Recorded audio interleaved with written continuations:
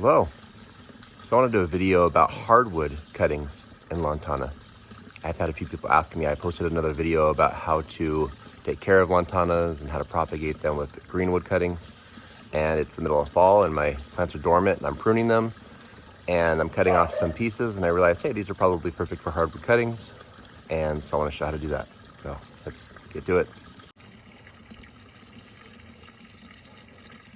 All right, so this is the same bush that I pruned on one of my other videos. I think both of my other Lantana videos. And I've already cut it back probably about a month ago. And I'm in the middle of January, 23rd of January. And you can see that it's already starting to break buds. So I should have probably done this like a week ago or two, because it just now broke buds like yesterday. And it's January. I wasn't expecting this to happen until February, because you know, it's supposed to be cold still, but this is just a weird year.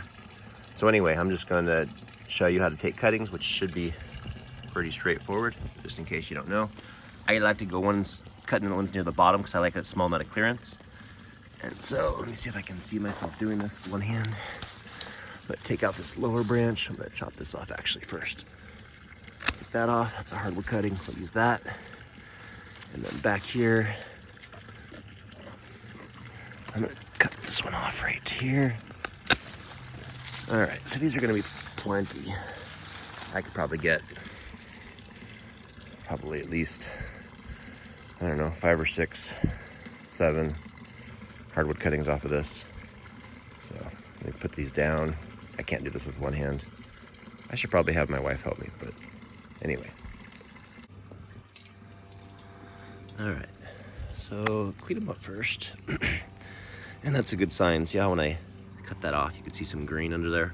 Even though these are mostly dormant, you can tell that there is a lot of fluid traveling through the xylem to the tissues of the plant. I'm gonna clean them up so I can have a semi-straight structure. You just have to anticipate the eventual appearance of the plant, and you're gonna want a nice, straight, solid core. It just makes pruning easier in the future. You just have to imagine what it's gonna look like. So this is what it looks like cleaned up.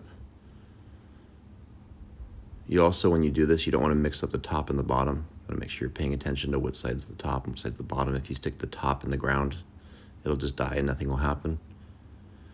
Something else I didn't mention before, my lantanas are triploid hybrids, and so they are sterile. They don't produce berries, they don't produce seeds, and so you don't have to worry about birds propagating lantana everywhere. It's not an invasive species because these are essentially genetic engineered without genetic engineering. It's just artificial selection. All right, this is how you clean up the stems, the cuttings I mean. And it takes a small amount of artisticness to be able to do this. You just have to imagine what you want your structure to look like, trim off all the extra stuff that you don't want in your structure. I like to make my end that's going in the ground pointy, just so I don't forget what part was down. But it's usually pretty obvious. Usually the bottom is a little bit fatter than the top. Something else I do is I like to score off the bark to expose the cambium layer, which includes the xylem, and the plant develops special cells once it calluses that help to take in water and then obviously push the water up to the rest of the plant to allow transpiration. So if you don't know what transpiration is, just Google transpiration. It'll make a lot more sense. There's a lot of stem cells in that cambium layer that when the stem starts, suffering for water, they will transform themselves into root cells.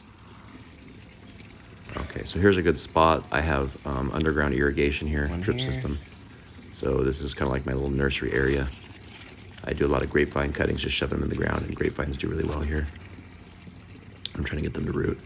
So I'm just gonna put them here. You see I have a little bit of mint coming up. Mint's definitely an invasive species, but it's yummy, so I allow it to survive. And I also embrace the no-till philosophy, so I kind of just let a living root stay in all my soil, and it just helps everything just be way more fertile, promotes mycorrhizal fungi and all that other good stuff. So anyway, this is a really fertile spot. Great spot of ground. And thanks for watching. Hope you learned something. Don't forget to subscribe.